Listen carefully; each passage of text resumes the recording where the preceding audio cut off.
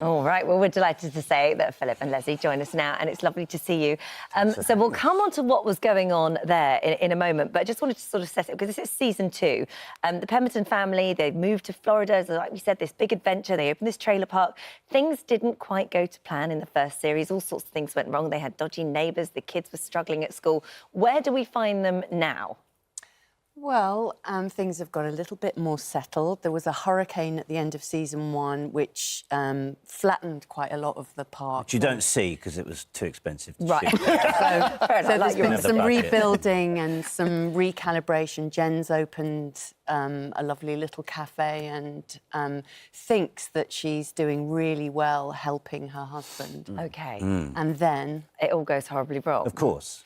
Because, do you fire her? I have to sack my own wife because of employment laws in America.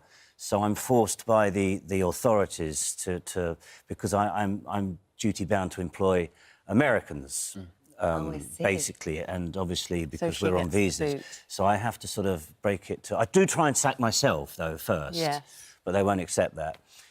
So unfortunately, I have to fire Lesley, which causes a bit of a... but then I don't tell her because I'm too frightened of telling, because you don't really, you know... It is I mean, it was hugely popular first series round, so it is a very successful comedy drama. Comedy being the big word. But you are dealing with these cultural differences, one of them being the difference in gun culture between the two countries. So how do you... I mean, obviously we could see there that you are approaching that in a comedic way, but it's tricky. It was. I mean, I remember reading the first one and feeling a little bit uncomfortable just because of, you know, the prevalence of gun crime in America and the amount of people. So I think... So we were cautious about it, but...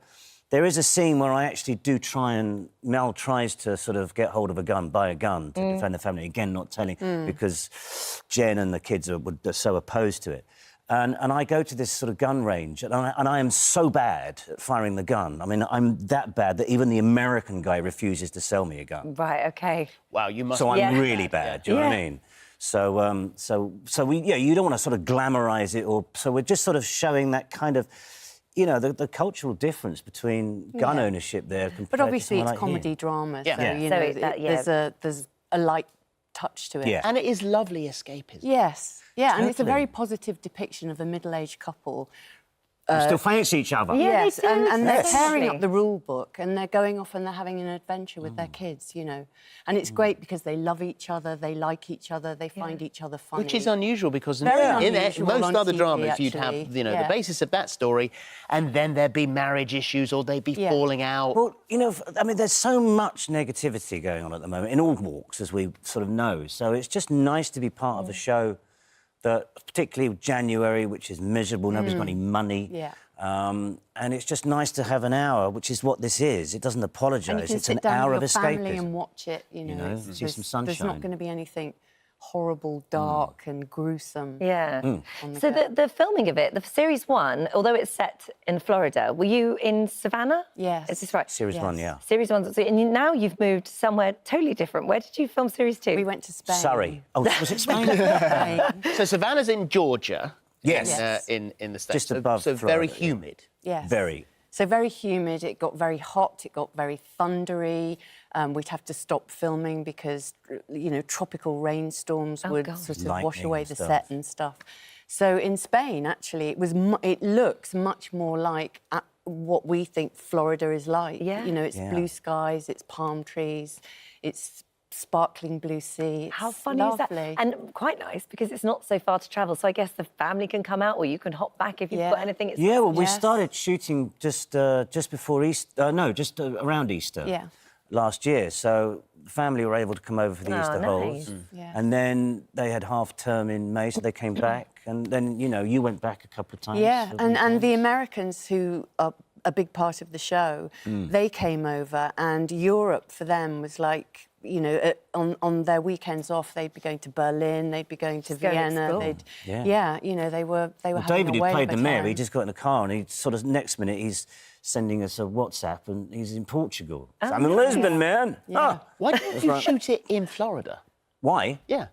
Number of reasons, because you don't get tax breaks for filming, whereas you do in Georgia. Because if you look now, Georgia is huge for filming. It was hurricane season. Was hurricane season, and it's the weather. It's crazy, but it's actually if you lose a few hours filming, it costs a huge amount of money. So. Yeah. We could guarantee that we could shoot 12-hour days in Spain without the worry of a tropical storm coming in. Is it nice to be working together again? I know that this is series 2 for you, but I mean, clocking off was 2000. Yeah. God. So it must be quite nice to be back together again. It's all right.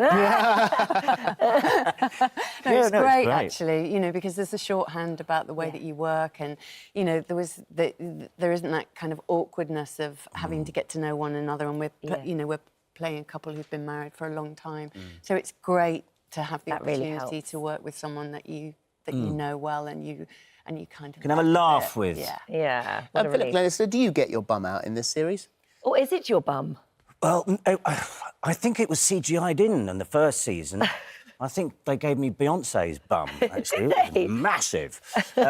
No, I've stopped going naked. So it's over. That's it. So in that first one, more. you wore nude pants. I wore flesh-coloured pants. And then I went to the post-syncing thing to add some lines in for it. Yeah. And the director said, well, we've removed your pants. And I said, what do you mean you've removed my pants? I said, they were fresh. I said, can you do that? And I said, I wouldn't do anything.